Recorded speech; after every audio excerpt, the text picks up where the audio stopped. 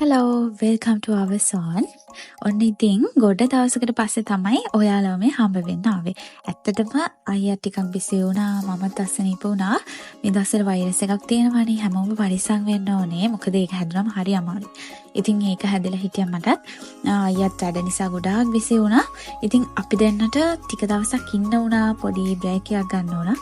vlog කරන්නේ නැතු. ඉතින් ගොඩ දවසකට පස්සේ අද මේ හම්බ වෙලා vlog එකක් කරන්නයි යන්නේ. අද අපි දැන් ආවේ ඩොමිනෝස් පීසා එකට. මේ ඩොමිනෝස් එකට දෙසැම්බර් වල ඒ කියන්නේ ක්‍රිස්මස් වලට අලුතෙන් ඉන්ට්‍රොඩියුස් කරලා තිබුණා පීසා එකක්.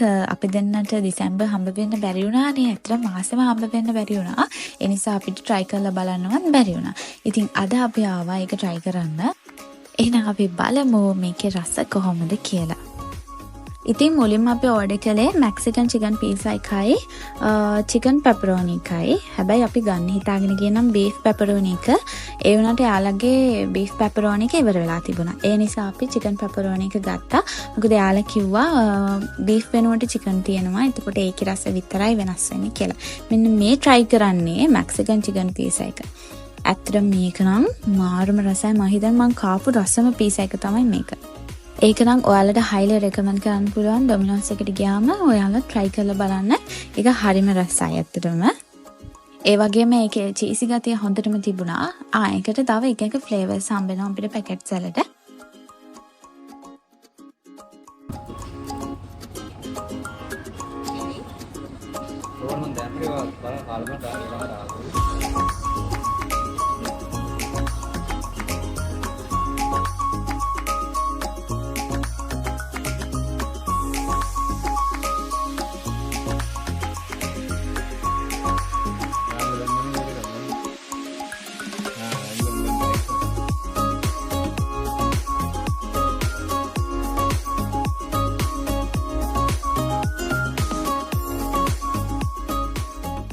ඊළඟට අපි try කරලා බලමු චිකන් පෙපරෝනි එක කොහොමද ඒකේ රස කියලා.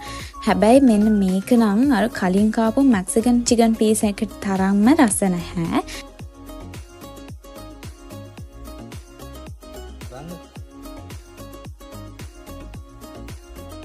ඊගා විශේෂම දේ තමයි මෙන්න මේ චිකන් පෙපරෝනි එකත් එක්ක මෙන්න මේ පෙන්නන ඔයාලා හොඳට බලන්න මෙන්න මේ පැකට් එකේ තියෙන ඉතාලියන් සීසනින් කියන ෆ්ලේවර් එක මාරම විදියට මැච් වෙනවා. චිකන් පෙපරෝනි එක හිතපු තරම් ගොඩාක් රස නැහැ. හැබැයි මෙන්න මේ ඉතාලියන් සීසනින් කියන ෆ්ලේවර් එකත් එක්ක මේ පීසා එක try කරලා බලන්න. ඒ දෙක මැච් වෙලා මාරම රසක් එනවා මේකෙත්. ඒකත් හරිම රසයි. ඔයාලා කැමති වෙයි try කරලා බලන්න.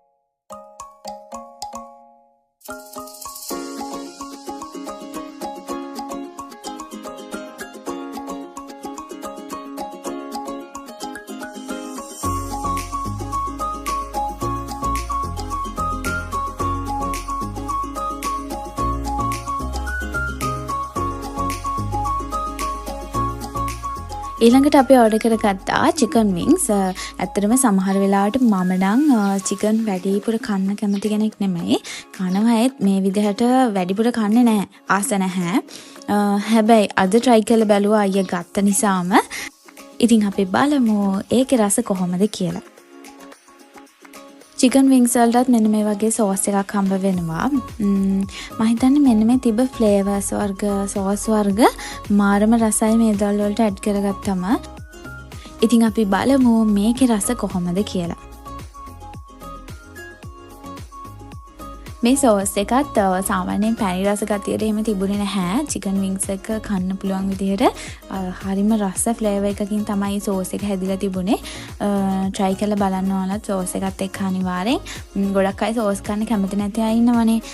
මමත් චුට්ටක් එහෙම කෙනෙක්. හැබැයි අයියා කිව්ව නිසාම try කරලා බැලුවා සෝස් එකත් එක්ක රසයි ඇත්තටම.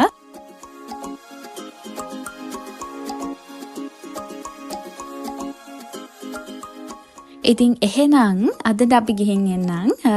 අපේ වීඩියෝස් වලට like කරන, comment කරන, share කරන ඔයාලා හැමෝටම thank you.